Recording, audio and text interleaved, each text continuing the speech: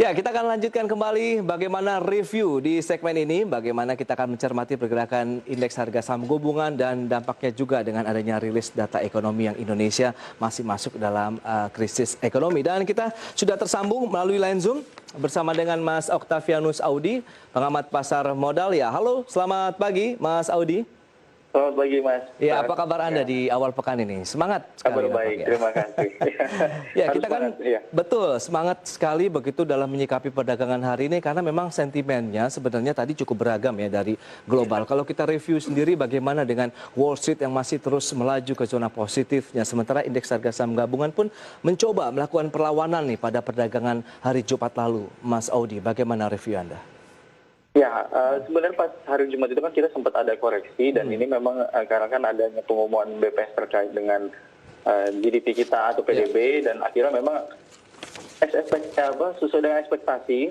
Ya, jadi memang nggak ada yang terlalu surprise dengan data tersebut dan memang ini sudah inline dan memang inline-nya ini juga dengan inline dengan pemerintah juga sudah sesuai. Jadi artinya apa yang sudah direncanakan, yang sudah dijalankan dengan protokol kesehatan dengan segala macamnya untuk merecovery bisnis ini sudah sesuai. Jadi memang kita melihat di sini justru harusnya ini sudah sesuai dan kita tinggal melanjutkan aja ke depannya harusnya jadi sentimen positif seperti itu. Tapi kalau kita lihat tren dari pergerakan indeks harga saham gabungan, Anda melihat bagaimana? Apakah memang pelemahan yang terjadi kemarin itu sudah saatnya rebound? Karena kita lihat dalam 3 hari terakhir perdagangan di pekan lalu saja, indeks itu sudah menunjukkan tren penguatan meskipun memang masih diwarnai tekanan-tekanan jual dari investor yang melakukan profit taking.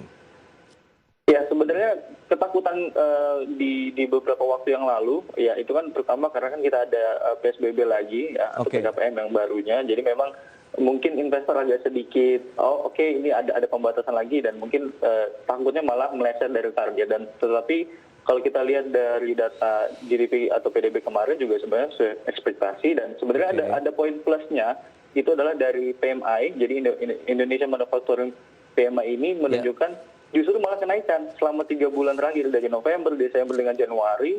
Ini juga sebenarnya ketika tema ini sudah mulai menunjukkan adanya di atas 50 dan di Januari ini sekitar 52. Jadi saya pikir di sini sudah mulai geliat manufaktur ini sudah mulai kembali lagi dan jika manufaktur ini kembali bergeliat lagi, ekonomi ini akan menjadi tumpuan yang sangat cukup kuat juga karena manufaktur kan salah satu base untuk pendapat di Indonesia juga. Betul. Tapi kalau dari luar negeri sendiri, kalau kita lihat dengan adanya euforia stimulus 1,9 triliun dolar ini kan benar-benar dinantikan oleh dunia lah, masyarakat dunia begitu bahwa akan menggerakkan ekonomi Amerika dan tentunya semua negara akan terimbas positif nantinya. Pastinya betul, Mas. Ya, karena kalau kita lihat juga respon ini juga masih lihat di Wall Street juga masih sama dan mereka juga masih memberikan sentimen positif di pasar, jadi saya pikir ini juga akan mengaruh ke emerging market dan salah satunya juga Indonesia. Kalau kita lihat memang stimulus ini termasuk yang sangat cukup besar juga ya dibandingkan dengan sebelumnya. Jadi memang setelah Joe Biden ini naik, memang lebih menyikapi untuk perbaikan di Amerikanya dan juga untuk globalnya juga pasti akan sangat berdampak seperti itu.